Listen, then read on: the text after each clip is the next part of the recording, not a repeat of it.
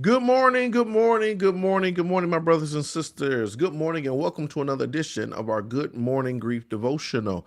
It's your boy, Pastor Corey Allen Duncan Sr. So excited and happy and ecstatic and elated to have this time and this opportunity to come to you on today to lead you in our daily grief devotional. This is the daily grief devotional that is strategically designed to help you to navigate through your grief one day at a time. What is grief? I'm so glad you asked. Grief is the natural and normal response to loss, change, and transition that results in the expressions of feelings and emotions. Grief is what you feel on the inside. Mourning is how it is expressed on the outside. Therefore, we don't suppress it, but we express it. We don't suppress it, but we address it. And that's why we say good morning, because mourning is a good thing. And I'm so glad that you are here. So glad that you're giving us the opportunity to help you to navigate through your grief. We are super duper excited about this time together and this wonderful opportunity that God has afforded us to help you as you navigate through what you're going through. So thank you for joining us. Thank you for being here today. This is indeed the day that the Lord has made. We will rejoice. We'll be glad in it. Without further ado, today's grief quote says, "Until one loves an animal, a part of one's soul remains unawakened." Until one loves an animal, a part of one's soul remains unawakened. Today is day 147. We're going to talk about pets as grief companions. Pets as grief companions. Now, I got to throw a disclaimer out there. I don't own a pet unless you call my children pets, right?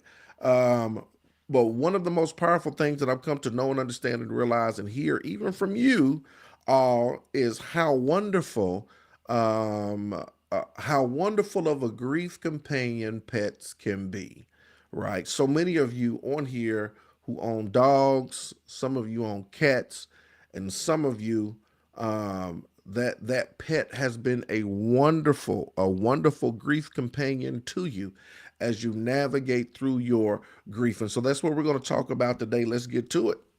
Those of us who are pet lovers know how much our companion animals help us when we are grieving. They are such a comforting part of our lives. Their physical presence and unconditional love help us survive and heal. Yeah, I think it's interesting. A lot of times when I go into schools or I'm doing grief counseling or something happens and I'm just there to help, to support. Oftentimes, other organizations come in as well, and I was introduced to this concept some years ago. They would come in and they would bring support dogs, and I'm like, okay, that's what is that? What is the support dog? And they would bring in support dogs when they would do their grief counseling or their grief counselors were available at school when a child dies or there was some tragedy or whatever. They were support dogs, and they were, literally there. For the kids. The kids could pet them and rub them and all that, and they were there to provide support for people in their time of grief. And I thought that was so fascinating. And the more I began to look and understand and break it down, I'm like, oh, yeah, that's really a thing, right? Support dogs, support animals. When people go through times of grief, right? A lot of people they have support dogs or they have pets that help them to navigate through their grief. And I think that's so very powerful. Check this out. The writer of this devotion says, "I myself have been a dog owner for decades. Whenever I'm feeling low, I know I can leash up my canine companions and we can go for a walk or head up to the dog park, where I'm sure to encounter not only fresh air, but sunshine and joyful doggy antics, but also the company of other humans."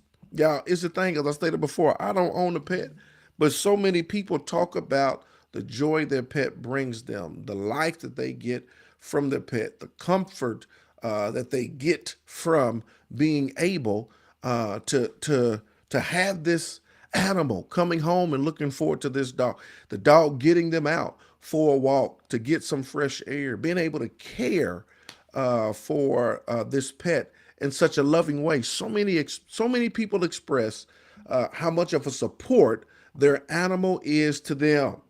He says, "My editor is a cat lover, She swears that the purr of her lap cats uh, lowers her stress and is the very soundtrack of peace. Y'all hear that? That the purr of her lap cats lowers her stress and is the very soundtrack of peace. Ain't that it? My soundtrack of peace is the ocean. That's what I want. That's my soundtrack of peace, right? But she says the purr of her lap cats, it lowers her stress, and it is the very soundtrack to peace, which means this pet is really a help in her time of grief. If you don't have a pet, maybe now's the time to consider adopting one. You'll never find a more loyal and sensitive grief companion. The final thought is I can cry and be by myself with my pets. Every moment I'm with them is time well spent. I can cry and be by myself with my pets. Every moment I'm with them is time well spent. Yeah, I'm just thinking about this as I'm doing this devotional. When the pandemic hit and everything was shut down, I remember very vividly. Initially, my kids were a little happy. They was like, "No school, yay!" Well, they was excited, right? The further we got into it, it became a little sad and depressed. Like, dang, I really ain't gonna be able to see my friends for the rest of the year. My son was in eighth grade. He was like, dang, I can't. I'm not going to be able to um, the eighth grade dance and the send off and everything that happens. He was in show choir, couldn't finish the season. My daughter, she had a loss of community and friends and all of this stuff. And for her in particularly, she started to want a bunny. I want a bunny. I want a bunny. I want a bunny. She started researching bunnies. She started doing all of this work on it. She started drawing pictures. She started leaving us notes. She mapped out a plan. Like if y'all buy the bunny, this is how much it costs to take care of it. This is what they eat. This is what they do. I mean, she did all of this extensive research because she wanted a bunny so bad. And what I come to realize, y'all, she wanted a bunny as a grief companion pet. Because here she is in a pandemic, losing friends and community and can't do nothing and beer, you know what I'm saying? And she was really grieving. She was dealing with this loss, change, and transition. And she wanted this pet as a grief companion. She didn't articulate it that way, but looking back, it's like, oh, that's what this is. And eventually we did. We got our bunny. I think she had the bunny for 2 years. It was just recently, a few months ago, that um, it's just too much work, too much responsibility, and she wanted to give the bunny back. And so the bunny served her purpose, right, as a grief companion pet for those years. The bunny definitely served her purpose. It filled a void, and it helped her to navigate through the pandemic. And so I think it's very interesting that our lesson today, 147, is talking about pets as grief companions because they truly can be your companion in grief. And whether it's a cat, a dog, whether it is a bunny, amen. I don't know if any of y'all buy snakes as grief companions, but a lot of people will buy a pet for a grief companion. So if you have one, kudos to you. If you don't, maybe you want to consider. If maybe you want to consider getting one.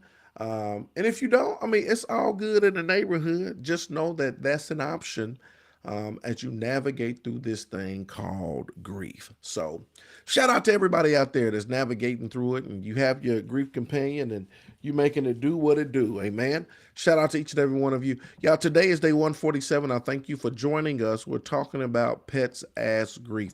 Know that we're continuing to pray for you as you navigate through this season called grief. We love you with the love of the Lord, and we will see you tomorrow, 8 a.m., same bat channel, same bat station. Let's go.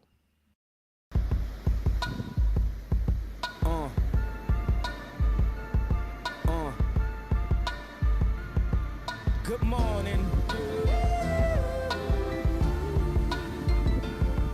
Good morning.